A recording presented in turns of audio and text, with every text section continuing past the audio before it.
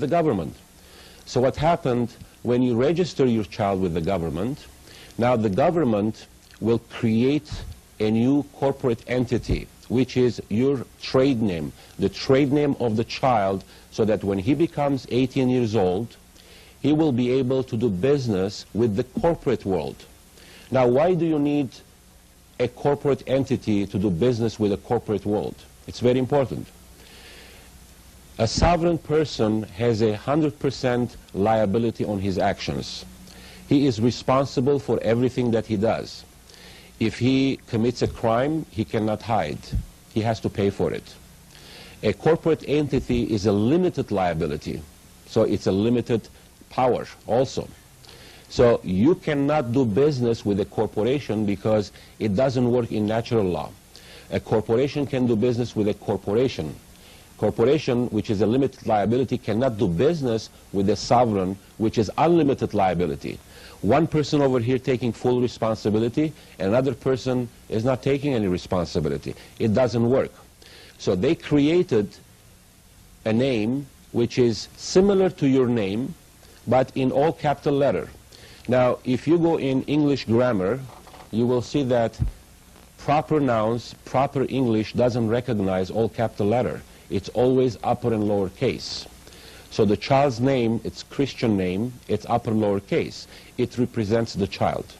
However, when you register, the government will create a corporate entity, which is your trade name that you will be doing a business with the corporate world, and it's going to be all capital letter. Now, in order to verify this, you're going to have to go to your wallets, and you're going to have to get all your documents out, and you will see that not even a single document will spell your name upper lower case. Everything is in capital letter. And the reason why, because those wonderful benefits and cards, it's not issued to you per se. It's been issued to your trade name. So if you have a Social Security card, that's not yours. That's for the trade name. The trade name has a Social Security card. The trade name has a driver's license, passports, and credit cards. And you will see everything in capital letter. Now, you can go to the bank to verify this and ask them if they can spell your name on their computer upper lower case. The teller probably will say, no problem, I'll do it. And as soon as she starts typing, even though their computer is the same as any other computer, you can do upper lower case or capital letter. When she starts typing upper lower case, the computer will input all capital letter. She's going to say, I don't understand this. How come I keep punching upper lower case, but it's all capital letter? Well, I guess that's the way the computer is set up. Well, the system is set up this way because that bank account, it's not yours. The bank account, it belongs to the trade name, all capital letter. Now, you are the authorized signature. You're not the owner. If you want to check on that, if you have personal checks where there is a line where you have to sign, well, it looks like a line, but it's not. That's small writings that you have to magnify 40 times, and it will say authorized signatory. It doesn't say owner. Of course, you're not going to see it if you check it right now, but if you have a magnifying glass, you will see that it says authorized signatory. Because your signature, basically, you're putting on the check on somebody else's account. It's not your account. It's the corporate account. So what we're trying to say is there are two entities involved, which people, most of the people, they're confused by saying, well, my name is Vic Bedian, so I have a Social Security number, I have a driver's license. No, you don't. Upper lower case, the human being, flesh and blood, you cannot have any privileges. Some people, they say, I would like to get my sovereignty. What do I do? And I keep telling them, you are a sovereign. You cannot just take it back. You are a sovereign. Now, if you think you're not a sovereign, you're in the wrong place. You are a sovereign. You're created by God. You're a flesh and blood. You are a sovereign. You're accountable for every single action that you do in your life. However, you surrender your sovereignty as soon as you get involved in contracts.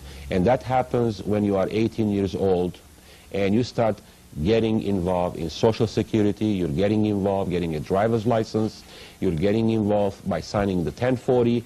All these privileges, you do it voluntarily. Now, no one is putting a gun in your head to get involved. However, the system is set up in a way that by the time you're 18, you are a good citizen.